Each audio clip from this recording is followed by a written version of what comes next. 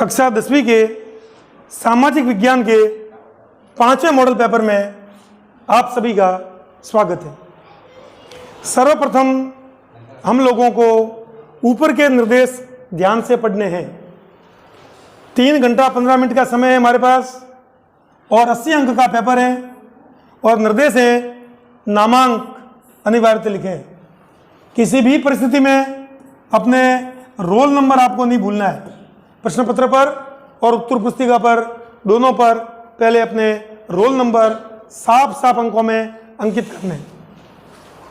सभी प्रश्न हल करने हैं। उत्तर पुस्तिका में उत्तर लिखने हैं। आंतरिक खंड है उनके उत्तर एक साथ लिखने हैं। जैसे एक के अंदर 12 प्रश्न दिए गए बहुचयनात्मक अबसद वाले, तो 12 के 12 प्रश्न आपको एक साथ एक जगह पर करने हैं, अलग अलग उनको हल नहीं करना है। उत्तर लिखने से पूर्व प्रश्न का क्रमांक अवश्य लिखें। प्रश्न लिखना जरूरी नहीं है, उसका क्रम संख्या सही सही अवश्य लिखें। मानचित्र का प्रश्न है वो 4 अंक का है और आंतरिक विकल्प दिए हुए ये करें अथवा ये करें, तो उस विकल्प का आप लाभ ले सकते हैं। अब हम लोग हमारे प्रश्नों पर आ रहे हैं। सबसे पहले हमारे बहुचयनात्मक प्रश्न आएंगे खंड अ के अंदर और एक एक प्रश्न को ध्यानपूर्वक हमको देखना है।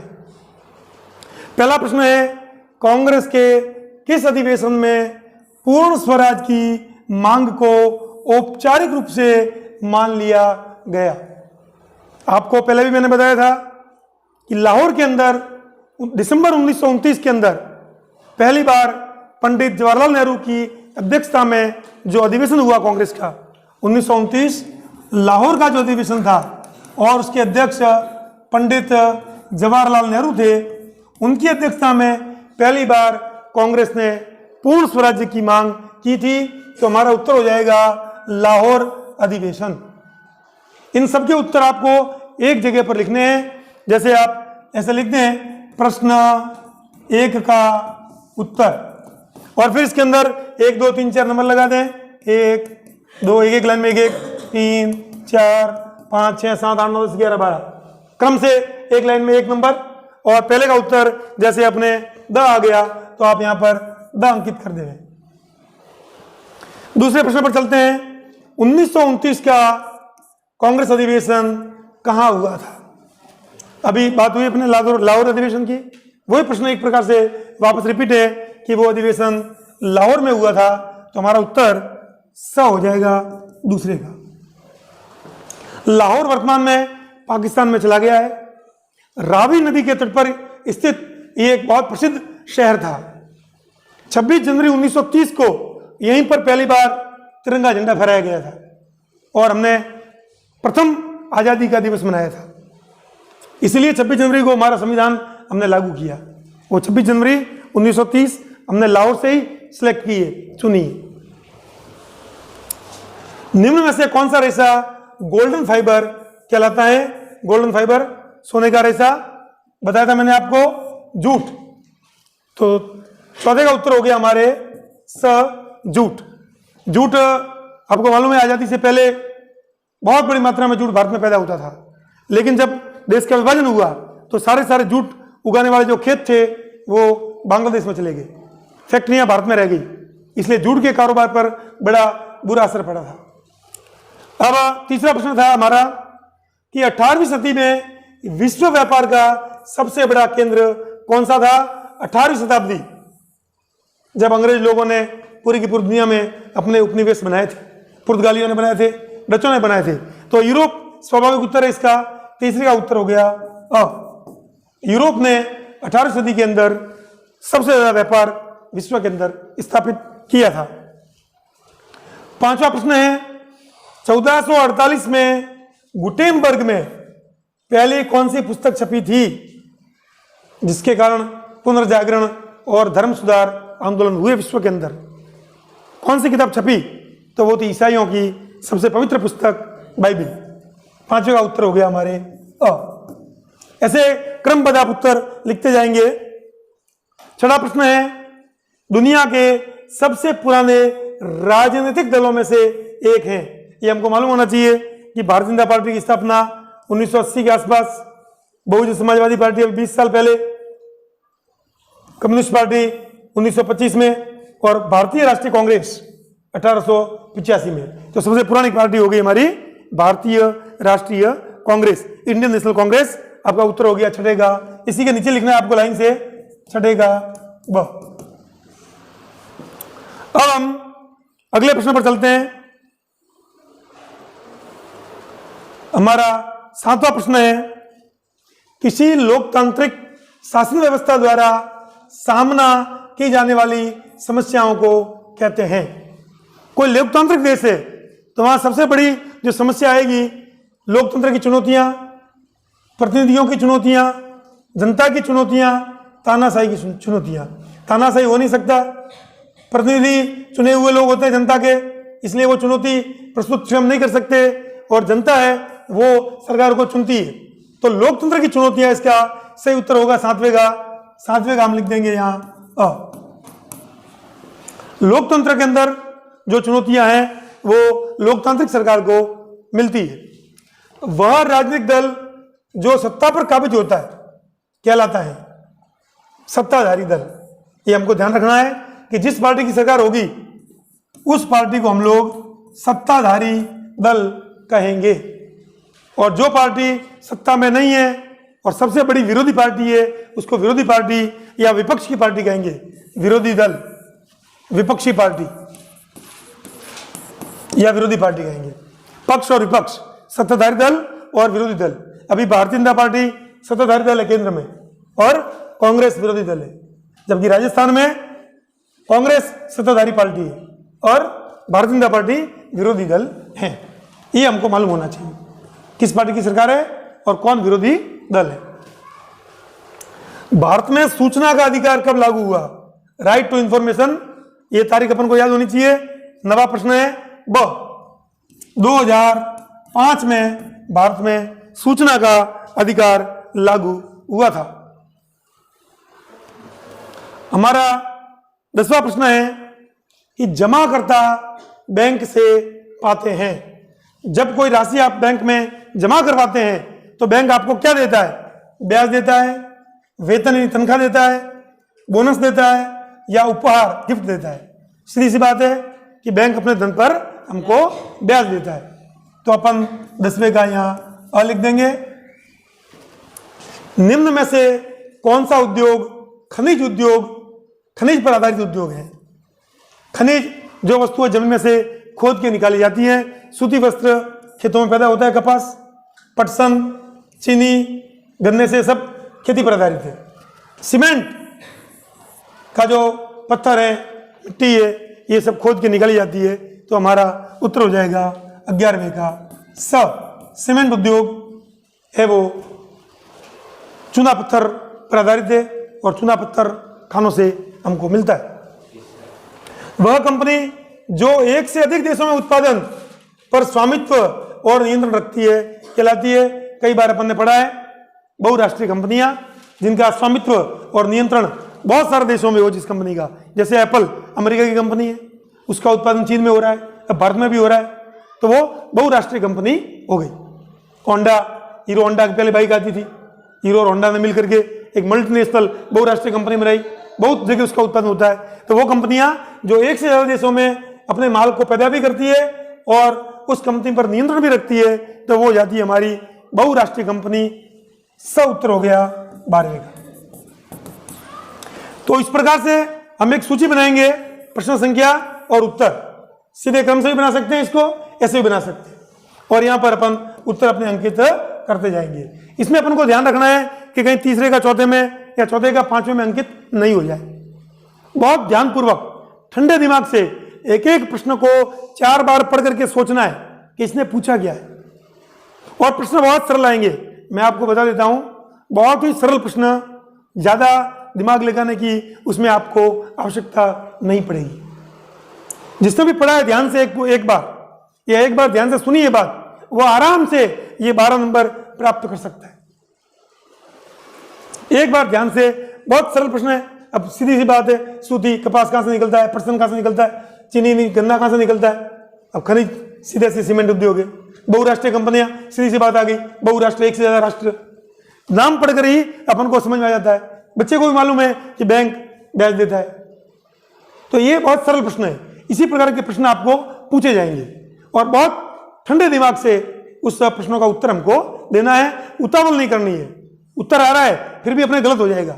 अगर आप लोग ने थोड़ी जल्दबाजी की, प्रश्नों को ध्यान से, ठंडे दिमाग से पेपर आ गया, ध्यान से पढ़ लीजिए 12 प्रश्न, सारणी बना दीजिए और फिर धीमे धीमे प्रश्न एक का उत्तर करके जितने भी आ रहे हैं अपन को 4-5 उसके उत्तर लिख दिए, फिर आगे चले। बाकी नहीं आ रहा छोड़ दीजिए, बाद में सोच के लिखना उसका। उसी समय 12 एक साथ करना जरूरी नहीं है। जैसे जैसे समझ में आती जाए बात वैसे वैसे हम उत्तर लिखते जाए। अब इसके आगे आपके 6 प्रश्न आएंगे जो रिक्त स्थान से संबंधित होंगे। ये भी मल्टीपल चॉइस टाइप ही है, उसी प्रकार के प्रश्न है। एक शब्द में आपको इसका उत्तर देना है और ये प्रश्न भी बहुत सरल है। तो 12 और 6 ये 18 नंबर तो आप केवल एक बार पाठ पढ़ने के बाद भी इनके उत्तर दे सकते हैं। ज्यादा मेहनत करने की आवश्यकता ही नहीं है इसमें, लेकिन ध्यानपूर्वक पढ़ना जरूरी है। अगर ध्यानपूर्वक हम उस पाठ को नहीं पढ़ेंगे तो हम लोग इसके उत्तर देने में सक्षम नहीं होंगे। 19वीं सदी के अंत में निर्माता अपने उत्पादों को बेचने के लिए छपवाने लगे थे। कोई भी निर्माता था, अपनी जो माल पैदा हुआ है वो माल ज्यादा मात्रा में बिके, तो इसके लिए वो क्या छपवाता था? वो छपवाता था कैलेंडर। हमारा उत्तर एक शब्द में हो गया कैलेंडर। आज भी लोग छपवाते हैं, दिवाली पर देते हैं दुकान वाले, आपको मालूम होगा। गणेश जी का फोटो है, लक्ष्मी जी का फोटो है ऊपर और नीचे यहाँ आपके दुकान का नाम है, अपना पुस्तक भंडार, सौजन्य से लक्ष्मी पुस्तक भंडार, माली खाद बीज सेंटर, जो भी है दुकान वो अपना कैलेंडर छपवा देता है। LIC वाले छपवाते हैं बड़ी मात्रा में, बैंक वाले छपवाते हैं, SBI वाले, और वो बांटते हैं अपने ग्राहकों को। उससे क्या होता है कि ग्राहकों को उस बैंक द्वारा, उस दुकान द्वारा क्या क्या सुविधा मिल रही है, क्या क्या सामान बेच रहे हैं, वो सब मालूम पड़ जाता है। उसके नंबर भी होते हैं। कोई सामान का पूछताछ करनी है तो फोन करके अपन कर सकते हैं। एक बहुत सरल उपाय है जो बहुत पुराने समय से चल रहा है और आज भी एक कारगर है।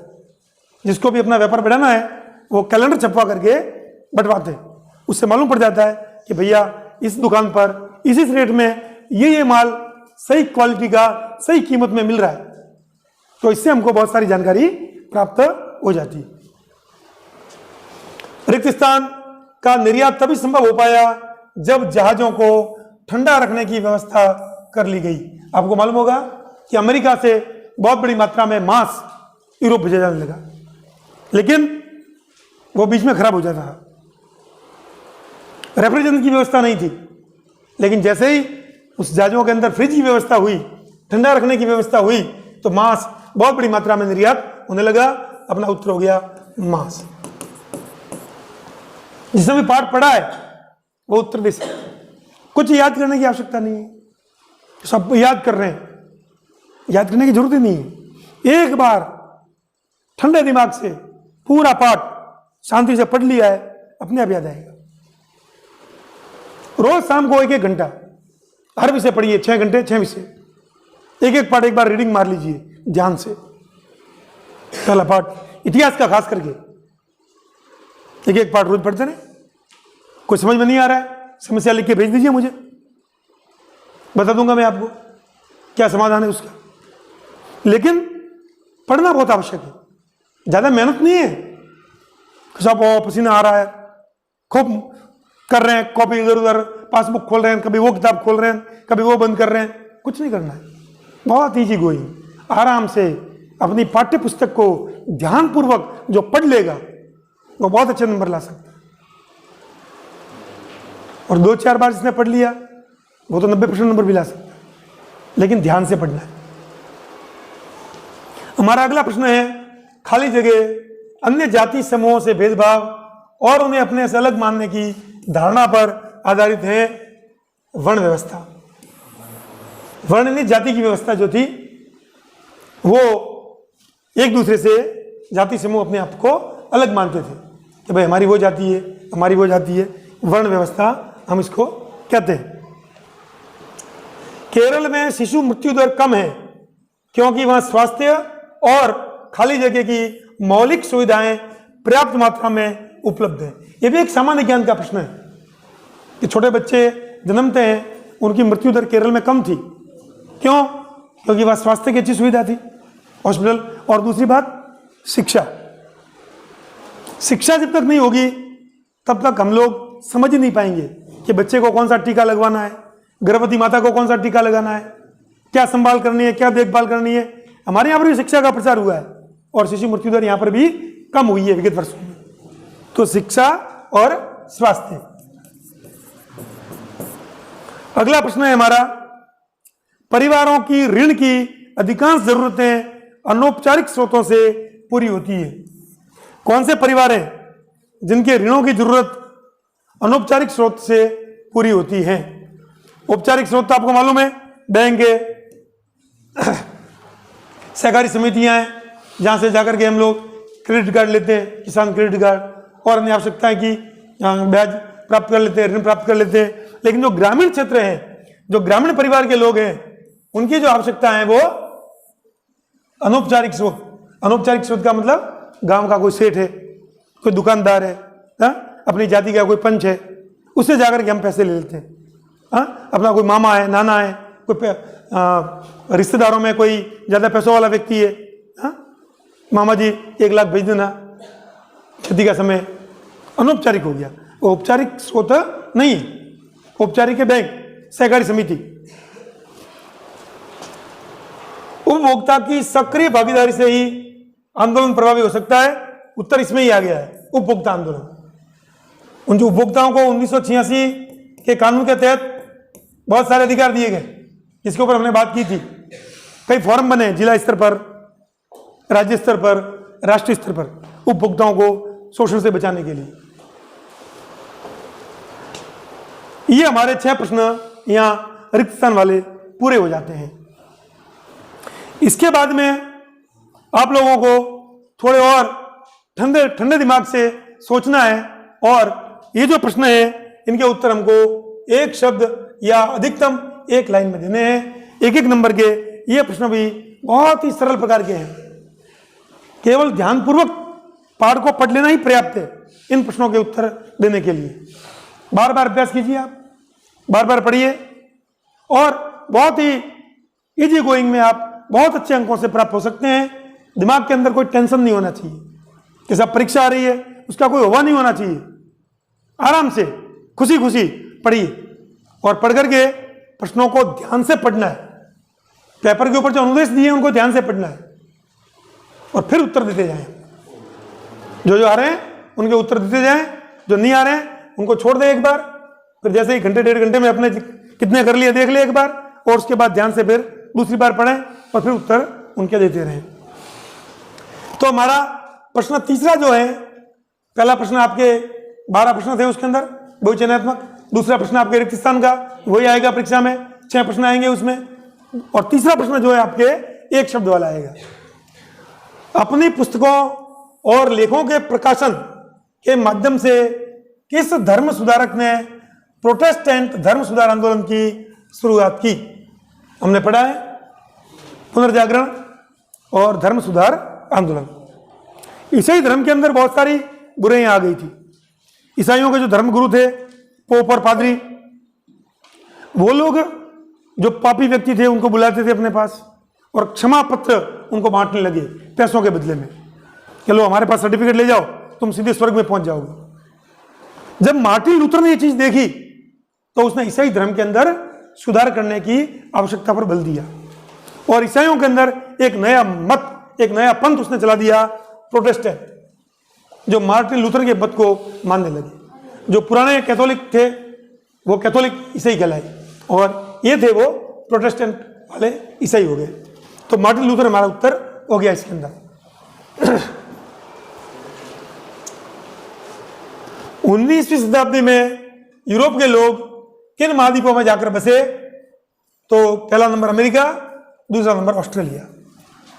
नई दुनिया की खोज हुई थी, बहुत सारे यूरोपीय लोग अमेरिका चले गए, कैलिफोर्निया चले गए। गोल्ड रश आप 11वीं कक्षा में पढ़ोगे। जब उनको मालूम पड़ा कि बहुत सारा सोना दबा हुआ है वहां अमेरिका की धरती में, तो गोल्ड रश हुआ, सोने के लिए दौड़ हुई, और लोग भागे यूरोप से कि हम पैसों वाले हो जाते हैं। हम करोड़पति हो जाते हैं। अमेरिका गए, ऑस्ट्रेलिया गए। तीसरा प्रश्न है हमारा, इंग्लैंड में सबसे पहले कारखाने कब खुले? तो इंग्लैंड में पहले कारखाने 1730 के दशक में। इस प्रश्न में दिख रहा है, मैं उत्तर वापस दोहरा रहा हूं। 1730 के दशक में इंग्लैंड में कारखाने खुले। इंग्लैंड में प्रथम बार कारखाने कब खुले? 1730 के दशक में। दशक का मतलब होता है 10 वर्षों का समय। शताब्दी का मतलब है 100 वर्षों का समय। सदी, 18वीं सदी, 19वीं सदी, 20वीं सदी, 100 वर्षों का समय। और ये दशक 10 वर्षों का समय। इस दशक में इंग्लैंड के अंदर बहुत सारे कारखाने खुले। कार्बनिक कृषि क्या है? रासायनिक पदार्थों के प्रयोग के बिना केवल जैविक खादों के प्रयोग से की गई कृषि कार्बनिक कृषि कहलाती है, जिसमें अपन रासायनिक पदार्थों का कम से कम प्रयोग करें। हिमाचल प्रदेश एक ऐसा राज्य है जहां पूरी की पूरी ये कार्बनिक कृषि हो रही है। जो खाद भी जा रहे हैं, बीज का तो प्रयोग हो रहा है, लेकिन जो रासायनिक खादें, यूरिया जिसको अपन कहते हैं, इनका प्रयोग नहीं हो रहा है। देसी जो गाय का गोबर है, देसी जो खाद है, उसका प्रयोग करके हम लोग जो उत्पादन करते हैं, वो कृषि जो है वही है। बहुउद्देशीय परियोजना के निर्माण में एक तर्क दीजिए। आपको स्पष्ट नहीं दिख रहा है, मैं प्रश्नों को दोहरा रहा हूं, ध्यान से सुन लीजिए। बहुउद्देशीय परियोजनाओं के निर्माण के विरोध में एक तर्क देना है। पक्ष में तो हमने बहुत सारे तर्क दिए कि सब नहरें निकल गई, सिंचाई हुई, किसानों की आय बढ़ी, बिजली पैदा हुई, फैक्ट्रियों को, घरों को बिजली मिली, बहुउद्देशीय परियोजना में बांध बन गया, मछली पैदा हुई, बहुत सारी मछलियों का व्यापार हुआ, लोगों को आजीविका के साधन मिले, बहुत सारा पानी एक जगह इकट्ठा हो गया तो अकाल से हम लोग बच सकते हैं, कई शहरों को पीने का पानी मिला। जवाहरलाल नेहरू ने बहुउद्देशीय योजनाओं को भारत के तीर्थ स्थान कहा था। आपको पहले भी मैंने कहा है, यह प्रश्न भी पूछा जा सकता है। बहुउद्देशीय परियोजनाओं को भारत के तीर्थ स्थल जवाहरलाल नेहरू ने कहा था। अब इसके विरोध में आपको एक बात बतानी है कि भाई इसका नुकसान क्या है। तो इसका एक ही नुकसान है, वो है स्थानीय समुदाय का विस्थापन। जो लोग जहां बांध बन रहा है वहां रह रहे हैं, उनके घरों को वहां से हटाया जाता है और उनको दूसरी जगह बसाया जाता है। ये जो विस्थापन की समस्या है, हालांकि अब तो सरकारें बहुत उदार हो गई है और उन लोगों का विस्थापन सही जगह सरकार अपने पैसों से नए मकान बना करके दे रही है, फिर भी उन लोगों को अपनी पैतृक भूमि छोड़नी पड़ती है और अन्य जगह जाकर के बसना पड़ता है। विस्थापन, अपने स्थान से जाकर के दूसरी जगह पर रहना। समझ आ रही बात? जैसे आपका मकान है मंडार के अंदर और वहां एक बड़ा बांध बन गया जहां आपका मकान है, तो सरकार आपका मकान खाली करवाएगी और आपको मालीपुरा में मकान दे दिया कि जाओ एक बड़ा मकान बना के वहां रहो, तो आप क्या हो गए? विस्थापित। वहां से दूसरी जगह आपको स्थापित कर दिया गया। भारत के एक अंतःस्थलीय नदी पत्तन ऐसा बंदरगाह जो अंतःस्थलीय है, तो वो है हमारा कोलकाता पत्तन। लोकतंत्र में निर्णय लेने में समय अधिक क्यों लगता है? जब हम लोकतंत्र के दोषों की बात करते हैं, लोकतंत्र के अंदर क्या क्या बुराई हो सकती है, तो एक बुराई है कि सरकारों को कोई भी निर्णय लेने में थोड़ा ज्यादा समय लगता है, टाइम लगता है। अब ये टाइम क्यों लगता है? लोकतंत्र में निर्णय बहुत विचार विमर्श करके लेने पड़ते हैं। ऐसी मर्जी नहीं है कि सब प्रधानमंत्री की इच्छा हुई आज और रात को कोई फैसला कर दिया, ऐसा नहीं होता है। पूरा केंद्रीय मंत्रिमंडल बैठता है, विचार करता है, कुछ मंत्री पक्ष में बोलते हैं, जो उससे सहमत नहीं होते वो विपक्ष में बोलते हैं, फिर वोटिंग भी हो सकती है, फिर सरकार के सारे लोगों को बुला करके अपनी पार्टी के अंदर विचार होता है, फिर वो लोकसभा में जाता है, वहां बहस होती है, चर्चा होती है, फिर राज्यसभा में जाता है, फिर राष्ट्रपति के पास जाता है, बहुत लंबा। कई बार लोकसभा उसको कमेटी में भेज देती है, समितियों के अंदर, कि समिति इसकी जांच करे। तो इस प्रकार से कोई भी निर्णय लेने में बहुत समय लगता है। हमारे घर के अंदर फ्रिज खरीदना है, आज हमने निर्णय ले लिया, जाओ भाई ये फ्रिज लेके आ जाओ, ये पैसे। लेकिन स्कूल में फ्रिज खरीदना है तो बहुत विचार विमर्श करना पड़ता है। क्या भैया कहाँ कहाँ पर फ्रिज मिल रहे हैं, कौन कौन सी दुकानें कैसा कैसा फ्रिज बेच रही है, क्या क्या भाव है उनके, सब जगह हमको तुलनात्मक अध्ययन करना पड़ता है 3-4 दुकानों का। सब ये सेम फ्रिज 16,000 में दे रहा है, ये 15,500 में दे रहा है, ये 14 में दे रहा है। फिर हमारी कमेटी बैठती है स्कूल की और विचार करती है साहब ये सबसे सस्ता है, इसको ले आओ। उसमें 7-8-10 दिन लग जाते हैं। तो सर को स्कूल पूरे के पूरे राज्य स्तर पर या पूरे के पूरे देश के स्तर पर फैसला लेना है तो बहुत विचार विमर्श करना पड़ता है। सरकार ये सोचती है कि जनता को नुकसान नहीं हो, या बहुत ज़्यादा 80% लोगों को फायदा हो रहा है तो 20% जिन लोगों को नुकसान भी होना है उसकी भरपाई सरकार कैसे करेगी। ये सारी चीज़ें सोचने के बाद एक लोकतांत्रिक सरकार अपना फैसला लेती है, इसलिए उसके अंदर बहुत समय लगता है।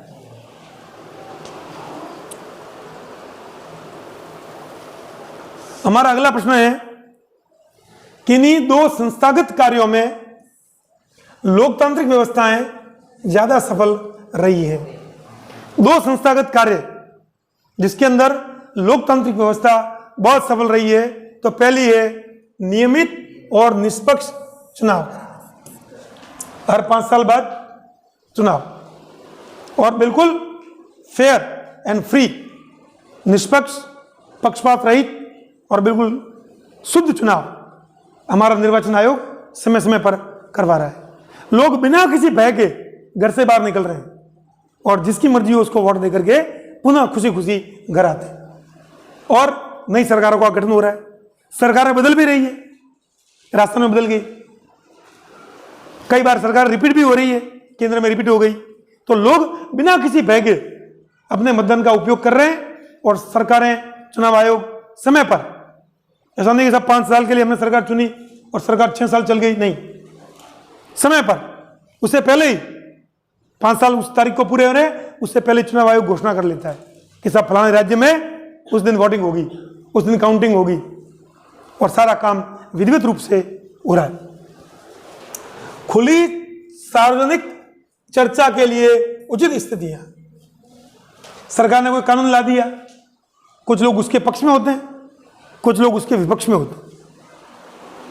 दिल्ली के अंदर, जयपुर के अंदर, समाचार चैनलों के अंदर, टीवी चैनलों के अंदर, स्टूडियोज के अंदर, गांव के अंदर चाय की दुकानों पर, नाश्ते की थड़ियों पर लोग इकट्ठे होकर के चर्चा करते हैं, अरे साहब ये अच्छा काम किया हो सरकार ने, नोटबंदी कर ली साहब, 2,500 के नोटबंदी कर दिए, 80% लोग, 70% लोग, 50% लोग, अच्छा काम हुआ, कुछ लोग बुरा काम हुआ, ये सुधार होना चाहिए था। बजट आया, अच्छा बजट है, कुछ कहते बुरा बजट है। राजस्थान सरकार का बजट आया, बहुत अच्छा है साहब, कुछ कहेंगे नहीं साहब सही नहीं है। तो दोनों प्रकार की बातें, और सरकार दोनों बातों को सुनती है, अपने पक्ष में भी, अपने विपक्ष में भी, सबको मौका देती है। देखते हैं हम टीवी पर, स्टूडियो में लोग आते हैं, कुछ सरकार के पक्ष में बोलते हैं, कुछ सरकारों के खिलाफ बोलते हैं, और सरकार सारी बातों को सुनती है और उसके ऊपर मंथन करती है कि कहीं हमसे गलती तो नहीं हुई है, सुधार भी करती है, कानून वापस भी ले लेती है, बदलाव भी करती है नियमों में, हमने समय समय पर देखा है। तो एक लोकतांत्रिक सरकार के अंदर ये गुण है कि वो अपने खिलाफ भी बातें सुनती है और नियमित और निष्पक्ष चुनाव करवाती है। लोकतंत्र के विस्तार की चुनौती से क्या अभिप्राय है? ध्यान से आप इन प्रश्नों को सुन लीजिए, इनके उत्तर को भी सुन लीजिए। ये उत्तर कई जगह आपको काम आएंगे, जरूरी नहीं है कि इसी प्रश्न में इसका उत्तर काम आएगा। इससे मिलते जुलते कई प्रश्न हैं जो मैं बता रहा हूं आपको, वो उत्तर आपको कई जगह काम में आएंगे। इसलिए ध्यानपूर्वक सुन करके उन बातों को दिमाग के अंदर बिठा देना है। लोकतंत्र का विस्तार, विस्तार का मतलब है फैलाव। लोकतंत्र का फैलाव का मतलब है, एक उदाहरण मैं आपको देता हूं कि आज से 30 साल पहले जब वोटिंग होती थी, कितने परसेंट वोटिंग हुई साहब राजस्थान में? सब 40%। गुजरात में कितनी हुई साहब? कि 35%। वहां कितनी हुई साहब? कि 25%। कश्मीर में कितनी हुई साहब? कि 20%। केरल में कितनी हुई साहब? कि 16%। और आज समाचार तुम सुनते हो, मतदान पूरा हो गया, 6 बजे आंकड़े जाते हैं टीवी पर, सब राजस्थान में 70% मतदान, हिमाचल प्रदेश में 80% मतदान, फलानी जगह 60% मतदान। ये विस्तार हुआ, कम लोग निकल रहे थे। ज़्यादा लोग निकलने लगे। हर व्यक्ति अपना अधिकार समझने लगा है, कर्तव्य समझने लगा है, और धीमे धीमे इसी प्रकार से अगर इस लोकतंत्र का फैलाव होता रहा तो एक दिन ऐसा आएगा कि इस देश के अंदर 100% मतदान होगा। 100% लोग घरों से निकलेंगे वोट देने के लिए, एक भी व्यक्ति बाकी नहीं रहेगा। वो सुखद दिन होगा हमारे लोकतंत्र के इतिहास का, कि पूरी की पूरी जनता इस लोकतंत्र को एक धार्मिक उत्सव, एक सामाजिक उत्सव, एक राजनीतिक उत्सव मान करके मतदान के अंदर भाग लेने आ रही है। हमने देखा है कि ग्रामीण अंचलों में गीत गाती हुई महिलाएं आती है मतदान देने के लिए, टोलियां बना करके। जैसे कोई पर्व चल रहा है, तो धार्मिक सामाजिक पर्व हो रहा है, उनके पारिवारिक पर्व हो रहा है, तो इस प्रकार से हम लोग इस लोकतंत्र को फैला सकते हैं। और हमारा देश तो भावनाओं का देश है। विस्तार में क्या चुनौती है, इसका क्या मतलब है? लोकतांत्रिक शासन के मूल सिद्धांतों को राष्ट्र के सभी क्षेत्र, समूह और संस्थाओं में लागू करना। लोकतंत्र के विस्तार का मतलब है कि हमारे जो लोकतंत्र है वो सभी क्षेत्रों में लागू हो।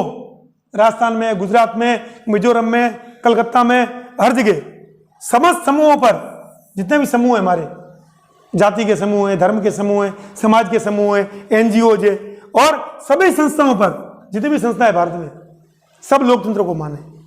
मैं अपनी फैक्ट्री चला रहा हूं तो वहां पर भी अगर कोई मुझे फैसला करना है तो मैं अपने मजदूरों को पूछूं कितने मजदूर है, 100 वोट करवाऊं कि भाई ये कर ले। 51 जिन्हें कहते हैं हाँ साहब कर लो, तो मैं बदलाव कर लूं। वहां पर भी लोकतंत्र। परिवार के अंदर भी सदस्यों को पूछें, पिता जब कोई फैसला करे माता को पूछें, घर के बड़े बुजुर्गों को पूछें, बच्चों को पूछें कि भैया अपन घर में ये ऐसा करवा दें। सबकी राय, यही लोकतंत्र। हर जगह कहीं पर भी हम कोई भी काम करें तो प्रत्येक व्यक्ति की राय जरूर लें, ये लोकतंत्र सशक्त होगा। केवल सरकारी स्तर पर नहीं, परिवार के स्तर पर, गांव के स्तर पर, समाज के स्तर पर। मैंने कई गांवों में देखा है, गांव में कुछ अच्छा काम करना होता है, पूरा गांव इकट्ठा होता है, हाँ? सब समाज के लोग इकट्ठे होते हैं और सब हमारे के गांव में यहाँ पर एक बड़ा नलकूप, एक पानी की योजना है, बनानी है ताकि गर्मी में पानी की समस्या नहीं हो।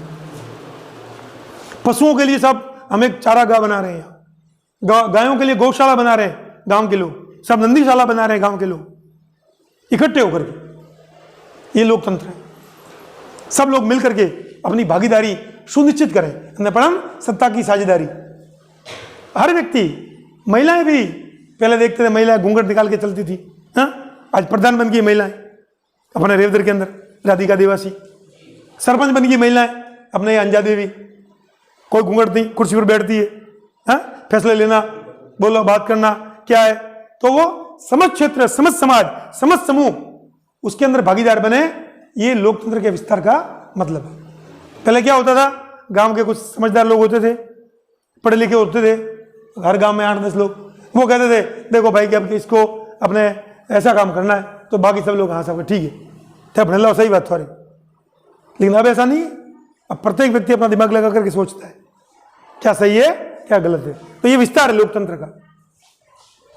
प्राथमिक क्षेत्र, अर्थव्यवस्था के 3 क्षेत्रों के बारे में बात की थी हमने, प्राथमिक क्षेत्र, द्वितीय क्षेत्र, तृतीय क्षेत्र।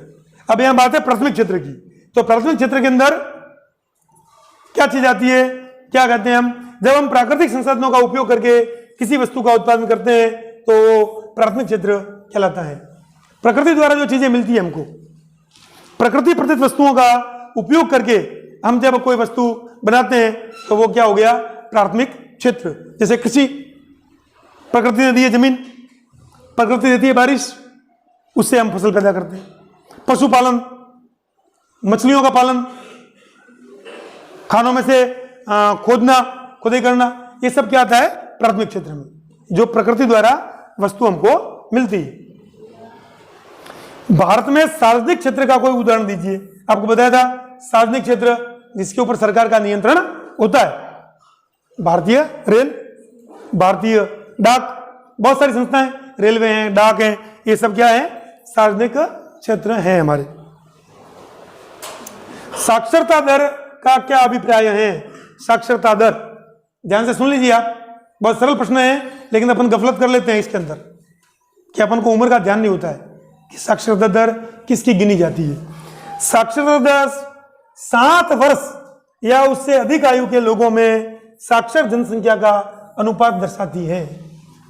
पूरी जनसंख्या नहीं देश की, 0 से 6 वर्ष को छोड़ दो, 7 वर्ष से ऊपर के उम्र के जो भी लोग हैं, मान लीजिए किसी देश में 7,000 लोग हैं और उसमें से 3500 लोग पढ़े लिखे हैं, तो 50% साक्षरता उस देश की हो गई।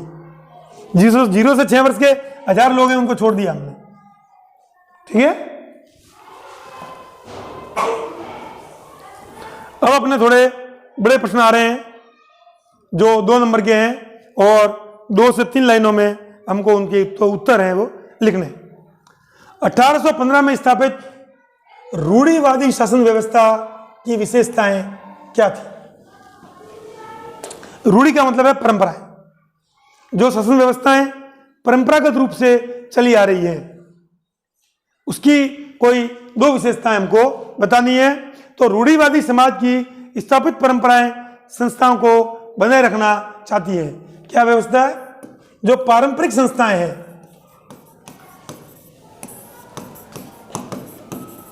इनको बनाए रखना। पहले इसकी जो विशेषता है वो ये थी। और 1815 में स्थापित रूढ़िवादी शासन व्यवस्थाएं निरंकुश थी। दूसरी बात क्या थी? ये निरंकुश, लोकतांत्रिक नहीं थी, निरंकुश थी, अपनी इच्छा से काम करती थी और वे अपनी आलोचना और असहमति सहन नहीं कर पाती थी। तीसरी, आलोचना सहन नहीं करना। और चौथी जो व्यवस्था थी वो सेंसरशिप के नियम। अब मैं इसको थोड़ा सा समझा देता हूं तुमको।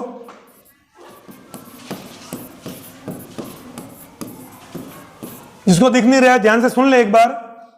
1815 में स्थापित रूढ़िवादी शासन, एक तो अभी लोकतांत्रिक शासन है हमारे यहाँ, इसका ठीक विपरीत होता है रूढ़िवादी, परंपरावादी। सब जो चला आ रहा है उसी को चलने दो, बदलाव नहीं करना है। उसकी विवेचना करनी है हमको। तो पारंपरिक जो संस्थाएं थी उनको बनाए रखना। जो प्राचीन काल से संस्था बनी आ रही है, सब गांव की है, हमारी जातिगत पंचायत है, वो है हमारे पढ़े लिखे लोगों की, बुजुर्गों की पंचायत है, उसकी संस्था है, जाट पंचायत है, खाप पंचायत है, ऐसी संस्थाओं को चलाए रखना। ये निरंकुश थी, जनता का नियंत्रण नहीं था इनके ऊपर। जो सरकारें अपनी मर्जी से चाहे वो काम कर लेती थी, भले जनता को उससे नुकसान हो, उनका कोई लेना देना नहीं था। अपनी आलोचना सहन नहीं कर पाती थी। अभी हमने बात की लोकतंत्र की। सरकार के खिलाफ लोग बोलते हैं और सरकार खुशी खुशी सुनती है और सुधार करती है। रूढ़िवादी व्यवस्था में ये नहीं है। उनकी बुराई करोगे, कौन बुराई कर रहा था? ये पकड़ के ले आओ, डाल दो जेल में। आलोचना सहन नहीं करते थे और सेंसरशिप के नियम थे। सेंसरशिप का मतलब अगर कोई समाचार छप रहे हैं या समाचार सुनाए जा रहे हैं, कोई खबर बाहर आ रही है, तो सरकार कैंची चलाती थी खबर के ऊपर। कैंची चलाने का मतलब उसको काट देती थी। अच्छा ये खबर है आज, ये मत बताओ, ये खबर नहीं चलाओगे, ये खबर सरकार के खिलाफ है। प्रेस वाला कहते हैं हाँ साहब नहीं चलाएंगे। ये फिल्म चल रही है, अच्छा ये सरकार के खिलाफ बात है, ये हटा दो, काट दो, इसको कैंची चला दो। फिल्म में से वो दृश्य काट देते थे। इसको हम कहते हैं सेंसरशिप। देसी भाषा में कहते हैं कैंची चलाना। समाचार पर भी कैंची चल जाती थी। सरकार के खिलाफ आप समाचार प्रसारित नहीं कर सकते। और आज लोकतंत्र में सरकार ने कोई काम किया है, एक उल्टा काम एक भी हो गया गलती से भी, हाँ पूरा मीडिया पीछे पड़ जाता है। सब सरकारों ने ये कर दिया, फलाना हो गया, नुकसान हो गया, बहुत जनता के साथ अन्याय हो गया सब। और ये अच्छी बात है, सरकारों को अपनी आलोचना सुननी चाहिए, तभी वो सुधार होगा, तभी लोकतंत्र मजबूत होगा। अब हमारा अगला प्रश्न है, असेंबली लाइन क्या थी? यहां मैं लिख लेता हूं, आपको नहीं दिख रहा है तो।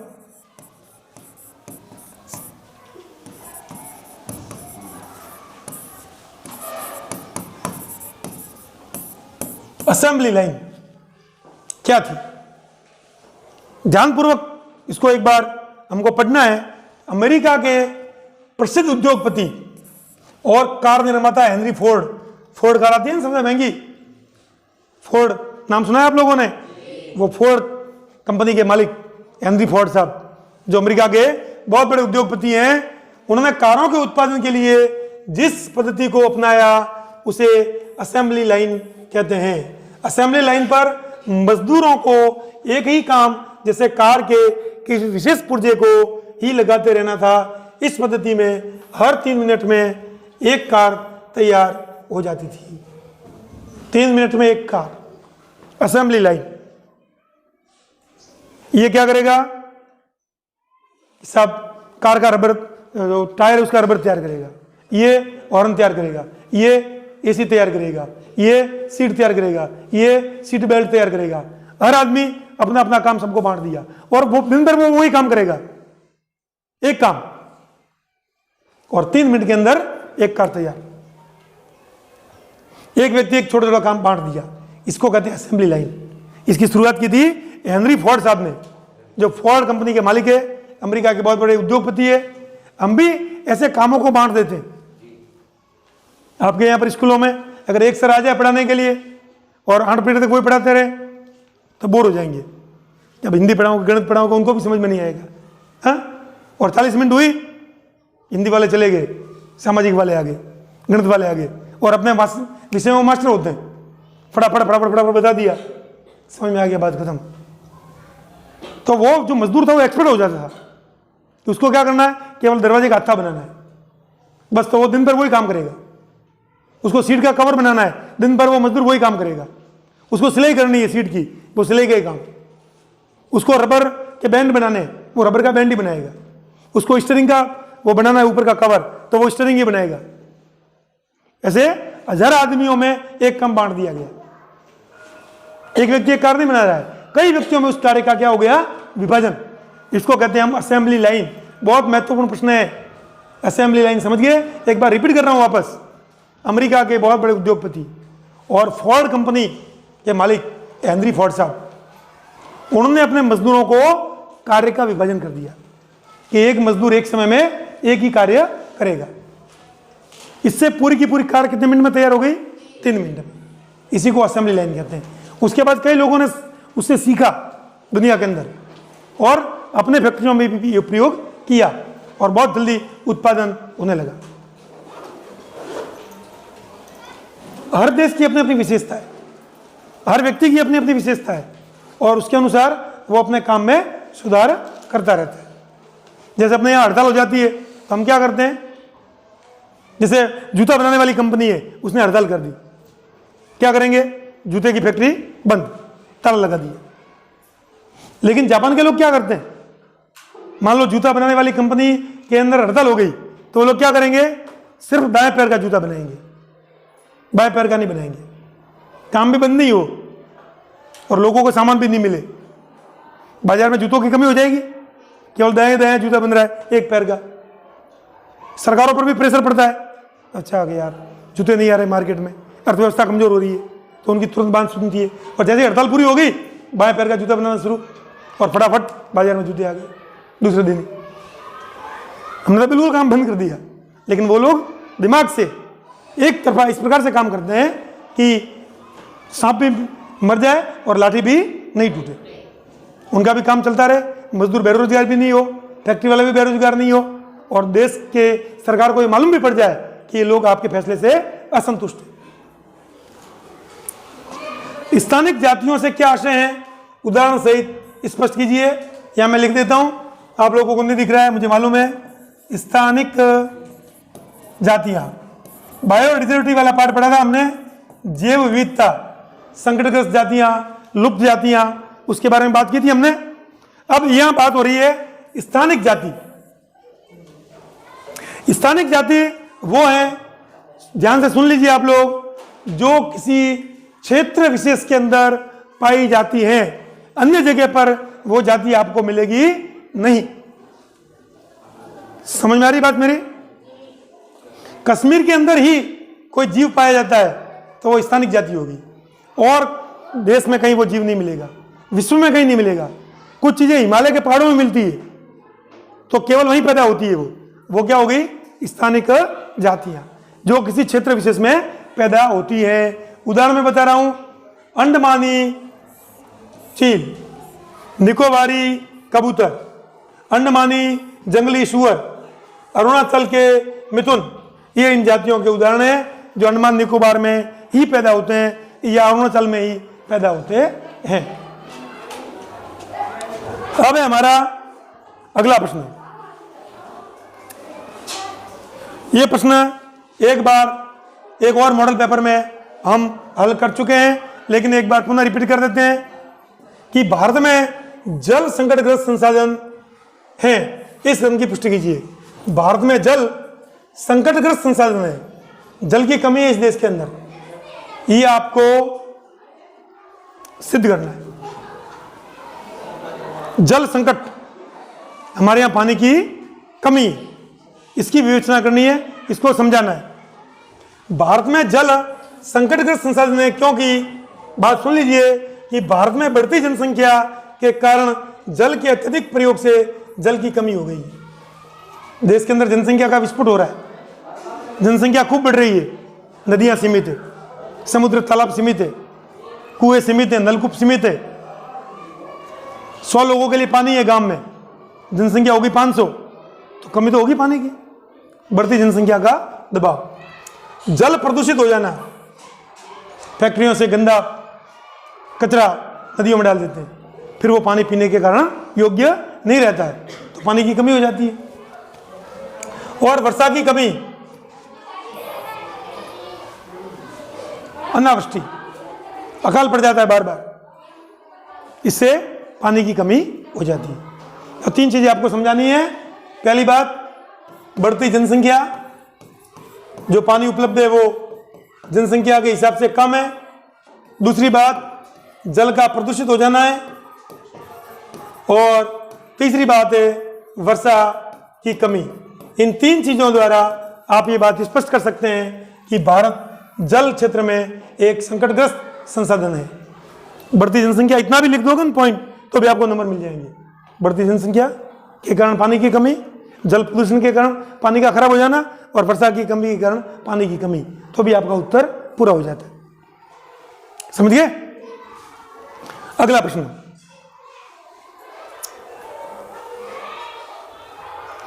और थोड़ा महत्वपूर्ण प्रश्न भी है। यह प्रश्न आपको किसी भी रूप में बदलकर भी पूछा जा सकता है, इसलिए इसके ऊपर थोड़ा ध्यान देना है। ये जो मैं बातें बता रहा हूं, ये केवल इसी मॉडल पेपर के संदर्भ में नहीं है, ये सारी की सारी बातें आपके बोर्ड पेपर जो आएगा उसके ऊपर लागू होती है। इससे मिलता जुलता प्रश्न आएगा तो उसमें वो बातें आप लिख सकते हैं जो मैं आपको बता रहा हूं। समझ रहे हो? भारतीय कृषि पर वैश्वीकरण के प्रभाव को स्पष्ट कीजिए। हमारी कृषि पर वैश्वीकरण का मतलब है दुनिया के अंदर जो बदलाव आए, जापान की कृषि में, कनाडा की कृषि में, अमेरिका के वहां कृषि में, फ्रांस की कृषि में, उसका प्रभाव हमारे देश में पड़ा। फ्रांस के लोगों ने साधन बदले, जापान के लोगों ने साधन बदले, उस साधन बदलने का हमारी खेती पर क्या प्रभाव पड़ा, वो आपको लिखना है कि भारतीय कृषि का विश्व के विकसित देशों से स्पर्धा करने में असमर्थ होना है। हम लोग कृषि के क्षेत्र में जो विकसित देश माने जाते हैं, अमेरिका है, कनाडा है, फ्रांस है, जापान है, इनसे थोड़े पिछड़े माने जाते हैं, अविकसित माने जाते हैं।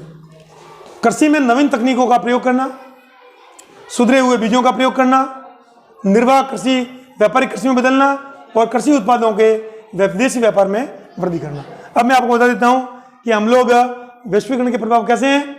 पहली बात कि हमने भी नवीन तकनीक का प्रयोग किया है। आपके गांव के अंदर भी जो किसान पढ़ा लिखा नहीं है वो भी फव्वारा कृषि का प्रयोग करता है ना, सिंचाई में बूंद बूंद पानी जो आता है उसका प्रयोग कर रहा है। ये नवीन तकनीक है खेती की। दूसरी बात, सुधरे हुए बीज, जो घर पे अनाज काम में लेते हो खाने में, वो बीज बो देते हो क्या? नहीं बोते हो, दूसरे बीज लाते हो बोने के, जो सुधरे हुए बीज है, ये विदेशी प्रभाव है। तीसरी बात, हम क्या करते थे? जीवन निर्वाह कृषि। समझ लीजिए एक बार आप, जीवन निर्वाह कृषि का मतलब है कि केवल अपना घर चलाने के लिए, अपना पेट भरने के लिए हम लोग खेती करते थे कि अपने परिवार का पालन पोषण हो जाए। लेकिन अब वो कृषि क्या हो गई है? निर्वाह से व्यापारिक कृषि हो गई है। अब हम खेती क्यों करते हैं कि साहब कृषि मंडी में जाकर के अपना सामान बेचेंगे और पैसा कमाएंगे। निर्वाह कृषि व्यापारिक कृषि में बदल गई है और हम लोगों ने कृषि में विदेशी व्यापार में वृद्धि की है। वो सामान खेती में बो रहे हैं जिसकी विदेशों में मांग है और विदेशों को निर्यात कर रहे हैं। तो नवीन तकनीक का प्रयोग है, सुधरे हुए बीजों का प्रयोग है। निर्वाह कृषि जो थी, जीवन निर्वाह कृषि, केवल अपना पेट भरने के लिए खेती करते थे, वो खेती हमने बदल करके व्यापारिक कृषि के अंदर बदल दी है और अब खेती के अंदर वो चीजें उगा रहे हैं जो चीजें हम विदेशों में बेचते हैं। समझ आ रही बात? एक बार आप इसको वापस सुनना यूट्यूब पर, इस वीडियो को ध्यानपूर्वक घर पे जाके सुनना तो बात तो और ज्यादा क्लियर हो जाएगी। अगला प्रश्न चलते हैं हम लोग।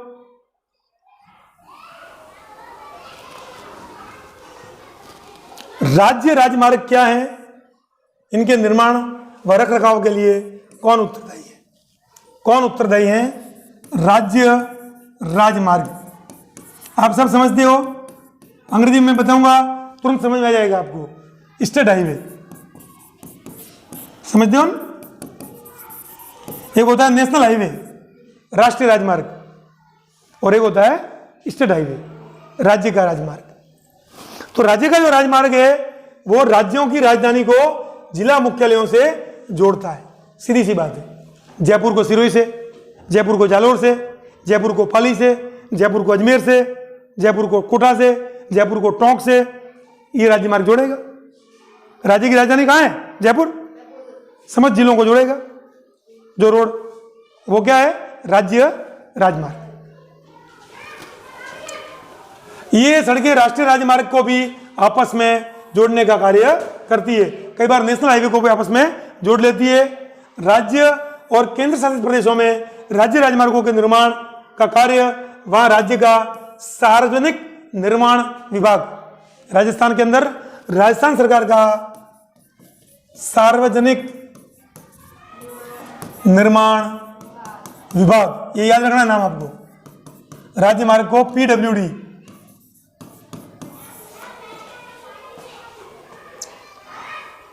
सार्वजनिक निर्माण विभाग, पब्लिक वर्क डिपार्टमेंट, लोगों के भले के लिए जो काम करता है राज्य के अंदर, पीडब्ल्यूडी, वो इस सड़कों का रख रखाव करता है।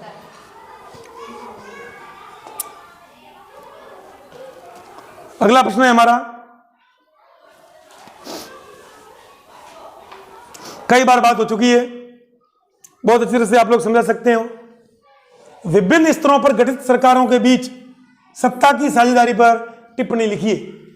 आपको बताया था मैंने कि सरकारों दो या दो से अधिक स्तर पर जब गठित हो जाती है तो क्या हो गई? वो सत्ता की साझेदारी।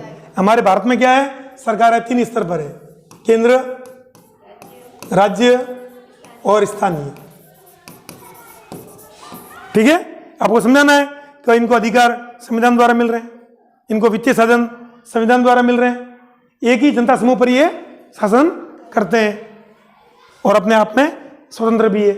एक स्वतंत्र न्यायपालिका है, वो इनके अधिकारों का विवेचना करती रहती है। स्पष्ट है?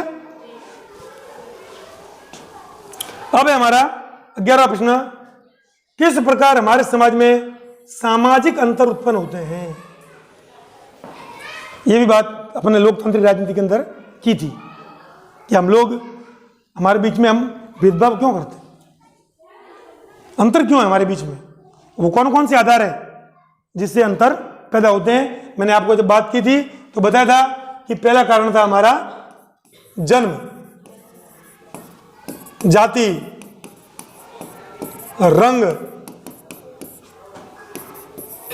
शिक्षा, व्यवसाय, धर्म, आर्थिक स्थिति। आर्थिक, ये सब साधन है जिसके आधार पर सामाजिक अंतर पैदा होते हैं। जन्म के आधार पर, जन्म के आधार पर क्या हमारे यहाँ जाति निर्धारित हो जाती है, ये सब फलानी जाति का है, हाँ हमसे अलग है, ये फलानी जाति का है, ये ढिमकी जाति का है, ये फलानी पंचायत का है, तो इस प्रकार से जन्म से भी अंतर होते हैं। फिर रंग, कौन है साहब, ये काले लोग हैं, ये गोरे लोग हैं। फिर शिक्षा के आधार पर भी समाज बनते हैं, कौन है, सब पढ़े लिखे लोग हैं, बुद्धिजीवी लोग हैं। एक कौन है साहब, अनपढ़ है, उनका भी अलग समाज, अनपढ़। व्यवसाय धंधा, कौन है साहब, ये सब डॉक्टरों का समूह है, ये शिक्षकों का समूह है, ये किसानों का समूह है, हाँ? उसके आधार पर भी धर्म, ये सब फलाने धर्म को मानते हैं, ये उस धर्म को मानते हैं। फिर आर्थिक स्थिति, एक ही जाति के अंदर भी भेदभाव है। एक जाति का भी उदाहरण ले लें अपन, जो उसके अंदर पैसों वाले जो लोग हैं उनका अलग समाज है, गरीब है उनका अलग समाज है। उसी समाज के अंदर गरीबों को पैसे वाले नहीं बुलाते, अपने से नीचा समझते। तो ये सब कारण है जो हमारे अंदर सामाजिक अंतर पैदा करते हैं। इसके अलावा लिंग, कौन है साहब, स्त्री, ये कौन है, पुरुष, हैं, ये थे जाओ तो आदमी और पंचायती है, हाँ? पुरुष इकट्ठे होकर के बात कर रहे हैं, या स्त्रियां इकट्ठी होकर के बात करिए, ए भाई तू चल, ये लड़कियों के बीच में तेरा क्या काम है।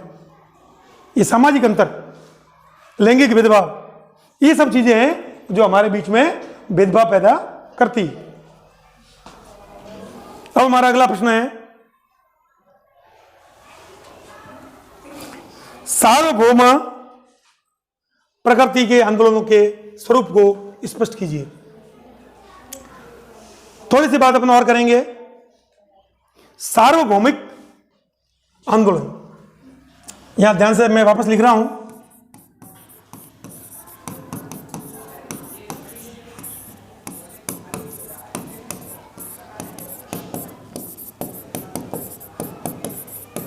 सार्वभौमिक प्रकृति के आंदोलन, वो आंदोलन जिसका स्वरूप एक व्यापक लक्ष्य की बहुत बड़ी समयावधि में हासिल करना चाहते हैं। इन आंदोलनों में एक से अधिक मुद्दे होते हैं। ऐसे आंदोलन के नियंत्रण एवं दिशा निर्देश के लिए अनेक संगठन होते हैं, इनके नेतृत्व भी अलग अलग होते हैं। सार्वभौमिक प्रकृति के आंदोलन में क्या होगा कि एक बहुत बड़ा लक्ष्य होगा। मैं सरल भाषा में आपको समझा रहा हूं, इस तरफ लिख रहा हूं, सार्वभौमिक प्रकृति के आंदोलन होंगे, नंबर एक, इसका एक व्यापक लक्ष्य होता है। व्यापक का मतलब है बहुत बड़ा लक्ष्य। जैसे हमारी आजादी का आंदोलन, वो क्या था, सार्वभौमिक आंदोलन था ना, सारे लोगों ने उसमें भाग लिया और एक बहुत बड़ा लक्ष्य था देश का स्वराज्य प्राप्त करना, व्यापक लक्ष्य। इसके अंदर एक लंबी अवधि लगती है, कितनी लंबी अवधि। आंदोलन बहुत पहले शुरू हो गया था और आजादी हमको 150-200 साल बाद मिली, लंबी अवधि। लेकिन अलग अलग नेतृत्व होते हैं, सब लोग का लक्ष्य एक है, सबका लक्ष्य क्या है, आजादी प्राप्त करना, व्यापक लक्ष्य है, लेकिन नेतृत्व अलग अलग है। कौन है साहब, कांग्रेस है, महात्मा गांधी है, नेहरू जी है, हिंदू महासभा है, कौन है साहब, वीर सावरकर है, वो है, ये कौन है, सब खिलाफत वाले हैं, शौकत अली है, मोहम्मद अली है, ये सब किसानों वाले हैं, इनके वो नेता है, ये मजदूरों वाले हैं, इनके वो नेता है, ये चंपारण वाले हैं, उनके शुक्ल जी नेता है, हाँ, ये फलाने ढिमके पूछड़े, बहुत सारे लोग, कई आंदोलन, और सबका नेतृत्व अलग अलग। कौन है साहब, ये गोकुल भाई भट्ट है, ये राजस्थान के सिरोही से आते हैं, ये राजस्थान के गांधी है, ये यहाँ नेतृत्व करेंगे। ये जयप्रकाश नारायण है, ये जोधपुर में नेतृत्व करेंगे, हाँ, ये भोगीलाल जी पंड्या है, ये डूंगरपुर में नेतृत्व करेंगे। ऐसे अलग अलग नेतृत्व अलग अलग है, लेकिन लक्ष्य सबका एक है। समझ गया आप, सार्वभौमिक आंदोलन बहुत बड़ा आंदोलन जिसका लक्ष्य बहुत बड़ा होता है, सारे लोग उसमें भाग लेते हैं, समाज के लोग भाग लेते हैं, और लंबी अवधि के बाद वो लक्ष्य प्राप्त होता है, और अलग अलग नेतृत्व होता है लोगों का।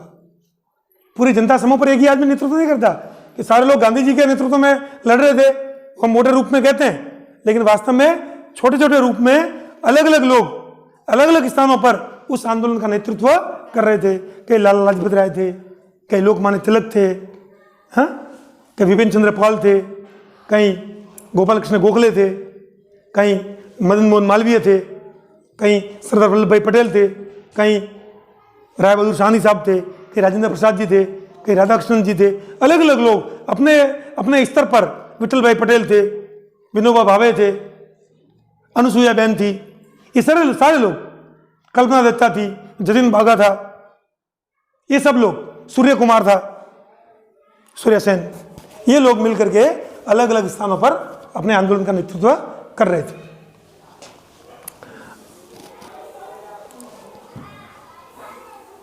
विकास, डेवलपमेंट, अर्थ के बाद आती है। कहीं भी चुनाव होते हैं, पहला मुद्दा विकास। हाँ साहब, विकास विकास विकास विकास नहीं हुआ साहब, बहुत विकास हुआ साहब, दो ही बात होती है। कहीं भी मैं जाता हूँ, चुनाव का समय होता है, गुजरात में हुए भी, हम वहाँ भी घूमे, और भी कई जगह पर जाते हैं, यहाँ भी इलेक्शन होते हैं, केंद्र के चुनाव होते हैं, म्यूनसिपलिटी के चुनाव होते हैं, लोगों को पूछते हैं भाई क्या मुद्दा है, सब विकास। कौन वोट दे हो कि सब विकास, किसको वोट दोगे, सब विकास। कई बार मेरे भी समझ में नहीं आता कि विकास कोई लड़का तो नहीं है, कौन सा विकास ढूंढ रहे। विकास का मतलब होता है डेवलपमेंट, विकास का मतलब है डेवलपमेंट, और इस विकास की क्या क्या विशेषता होती है। कहीं डेवलपमेंट हुआ है, विकास हुआ है, तो उसकी क्या विशेषताएं हैं। अलग अलग लोगों के विकास के लक्ष्य भिन्न भिन्न और विरोधाभासी भी हो सकते हैं, ध्यान रखना। इसके लिए जो विकास का काम है, वो इसके लिए भी विकास हो सही जरूरी नहीं है। समझ रहे हो मेरी बात? अगर तुम्हारे गांव में स्कूल खुल रहा है सरकारी, टीचर उसमें पढ़ाने आ रहे हैं, तो 90% लोगों के लिए तो विकास हो गया ना? लेकिन 10% लोगों के लिए विकास नहीं होगा, जिनके बच्चे प्राइवेट स्कूलों में पढ़ते हैं, बड़े बड़े स्कूलों में पढ़ रहे हैं। हाँ, या जो बड़े बड़े प्राइवेट स्कूल चला रहे हैं खुद, वो सरकार के विरुद्ध में हो जाएंगे। अरे स्कूल खोलवा रहे विरुद्ध, हाँ यहाँ क्यों स्कूल खोल दी सरकार ने, विरोध करो भाई इनका। तो अलग अलग लक्ष्य होते हैं विकास के, और विरोधाभासी भी होते हैं। एक के लिए विकास है, दूसरे के लिए वो विनाश भी हो सकता है। सबके लिए वो वही चीज विकास हो जरूरी नहीं। विकास के लिए लोग मिले जुले लक्ष्यों को देखते हैं, मिले जुले लक्ष्य कि जो कॉमन बात हो, सबके लिए काम में आ जाए। सड़क बना दी साहब, नहर बना दी, सबके काम में आगे चीज। विकास के महत्वपूर्ण अंग है आय में वृद्धि, ध्यान रखना। विकास के महत्वपूर्ण अंग, परीक्षा में पूछा जा सकता है, अलग प्रश्न भी है। आय बढ़नी चाहिए लोगों की, आय में वृद्धि हो, आय बढ़े। विकास तो खूब हो गया लेकिन आय घट गई तो विकास कोई काम का नहीं है। आय में बढ़ोतरी होनी चाहिए। दूसरी, समानता का व्यवहार, हर व्यक्ति के साथ बराबरी का व्यवहार हो, समानता का व्यवहार हो, यह बहुत जरूरी है। फिर स्वतंत्रता, सुरक्षा और दूसरों से आदर मिलने की इच्छा, स्वतंत्रता और सुरक्षा। और चौथी बात, दूसरों से आदर मिले। ये होते हैं विकास के लक्ष्य। आपका विकास कब होगा? आपके परिवार का विकास। अगर आपके परिवार की स्थिति ठीक नहीं है, आर्थिक स्थिति ठीक नहीं है, एक लड़का सरकारी नौकरी में लग गया, एक लड़के ने फैक्ट्री खोल दी, अच्छा कमाने लगा, क्या हो गया? आपके परिवार का विकास, आय में वृद्धि हो गई। सब लोग समानता का व्यवहार करेंगे, सब मोटा आदमी यही। स्वतंत्रता, सुरक्षा, लोग आजादी है, आपको कोई भी काम करो, सुरक्षा भी मिलेगी और लोग आदर भी करेंगे। नमस्ते करे, ये कौन है? सब तहसील में साहब है, तो कलेक्टर ऑफिस में साहब है, कुर्सी दो, बिठाओ, आदर भी मिलेगा। ये विकास। तो विकास सबके लिए एक समान हो ये जरूरी नहीं है। विकास विरोधाभासी भी होता है। जो चीज एक के लिए विकास है वो दूसरे के लिए विकास हो ये जरूरी नहीं। आपके गांव के अंदर एक प्राइवेट डेयरी है दूध की, सरकार ने एक डेयरी खोल दी तो किसानों को तो फायदा हो गया, सरकार ज्यादा पैसा देती है दूध का, लेकिन जो प्राइवेट डेयरी चला रहा था उसको नुकसान हो गया, उसके लिए वो विकास नहीं हुआ। आपके गांव के अंदर सरकारी बस आ गई दिन में 4 बार, गांव के लोगों का विकास हुआ 80% लोगों का, लेकिन जो ट्री व्हीलर चलाते हैं, रिक्शा वाले, टैक्सी वाले, उनके लिए विकास हुआ क्या? नहीं हुआ। उनके आय में कमी हो गई, उनका धंधा चौपट हो गया। तो विरोधाभासी लक्ष्य विकास के होते हैं।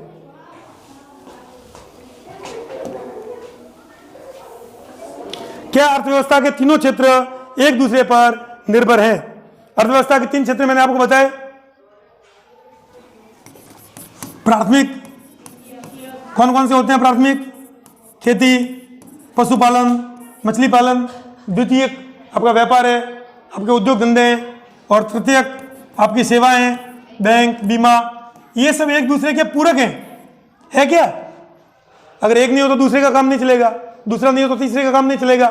सही है ये बात सही है। तो इसको सिद्ध करनी है कि अगर कृषि में गन्ना पैदा नहीं होगा तो शक्कर की फैक्ट्री कैसे चलेगी? नहीं चलेगी। और अगर शक्कर की फैक्ट्री नहीं चलेगी तो शक्कर में काम करने वाला मिल मालिक अपना पैसा बैंक में जमा थोड़ी करवा पाएगा, बीमा थोड़ी ले पाएगा अपने मजदूरों का। तो ये सब एक दूसरे पर निर्भर है। इस बात को समझाना है कि अर्थव्यवस्था के तीनों क्षेत्र एक दूसरे पर निर्भर है। प्रत्येक क्षेत्र का विकास अन्य क्षेत्र पर निर्भर होता है, क्योंकि प्रत्येक क्षेत्र अन्य क्षेत्र के लिए वस्तुएं या सेवाएं बेचता है। प्राथमिक क्षेत्र जो चीज पैदा कर रहा है वो द्वितीय क्षेत्र का क्या है? कच्चा माल है। सूती वस्त्र की फैक्ट्री है तो कपास कच्चा माल है द्वितीय क्षेत्र के लिए, और द्वितीय क्षेत्र ने रोजगार पैदा किए वो तृतीय क्षेत्र के लिए कच्चा माल है। लोग शिक्षा प्राप्त करेंगे, स्वास्थ्य प्राप्त करेंगे, बीमा करवाएंगे, बैंक में पैसा जमा करवाएंगे, तो वो उनके लिए माल कस्टमर है, ग्राहक है। एक दूसरे पर ये लोग निर्भर हैं तथा अपनी स्वयं की जरूरत की वस्तुएं या सेवाएं अन्य क्षेत्र से खरीदते हैं। प्राथमिक क्षेत्र वाला द्वितीय क्षेत्र को अपनी वस्तु बेचेगा और फिर द्वितीय क्षेत्र से खरीदेगा वापस। गन्ना का जो किसान है उसने अपना गन्ना कहां बेचा? फैक्ट्री के मालिक को। शक्कर खरीदने कहां जाएगा? वो दुकानदार के पास। गया कि नहीं गया? एक दूसरे पर निर्भर हो गए। कपास पैदा किया, कहां बेचा? सूती वस्त्र की फैक्ट्री में। कपड़ा खरीदने कहां गया? रेडीमेड की दुकान पे, दर्जी की दुकान पे। निर्भर हो गए एक दूसरे पर। तृतीय क्षेत्र में सेवाएं आ गई आपकी। बच्चा पढ़ने कहां आएगा? स्कूल में। किसके पास? टीचर के पास। टीचर को तनख्वाह देगा, फीस देगा। टीचर क्या करेगा? उस फीस से सामान खरीदेगा द्वितीय क्षेत्र से, गेहूं खरीदेगा किसान से प्राथमिक क्षेत्र से, कपड़े खरीदेगा द्वितीय क्षेत्र से, हाँ, बैंक में पैसा जमा करवाएगा तृतीय क्षेत्र से, अपना बीमा करवाएगा तृतीय क्षेत्र से। तो एक दूसरे पर निर्भर हो गए ये लोग। एक दूसरे के ऊपर ये लोग निर्भर होते हैं और एक की आवश्यकता दूसरे के बिना पूरी नहीं हो सकती है। यहां पर हमारे 14 प्रश्न पूरे हो जाते हैं। इसके आगे हम लोग अगले वीडियो में बात करेंगे, लेकिन आपको यह बात ध्यान रखनी है कि जब भी प्रश्न पत्र हमारे सामने आ गया है बिल्कुल घबराना नहीं है। उस प्रश्न पत्र को ध्यान से, भले एक प्रश्न ही आ रहा है, घबराना नहीं है, चलो एक तो आ रहा है, डरना नहीं है, और एक का उत्तर लिख दीजिए और ध्यानपूर्वक पूरे के पूरे प्रश्न पत्र को पढ़िए। आप लोग बहुत अच्छे अंक प्राप्त करेंगे ऐसा मुझे विश्वास है। लेकिन उस पूरी की पूरी पुस्तक को एक बार पढ़े जरूर। कोई समस्या है आप टिप्पणी में लिखिए, कमेंट्स में लिखिए, और जो भी मैंने मैटर डाला है यूट्यूब पर अब तक 10वीं के लिए, सामाजिक विज्ञान बोर्ड परीक्षा के लिए, उसको आप बार बार देखते रहिए। मेरे चैनल को अभी तक अगर सब्सक्राइब नहीं किया है तो आप लोग एक बार सब्सक्राइब जरूर कर देंगे। धन्यवाद।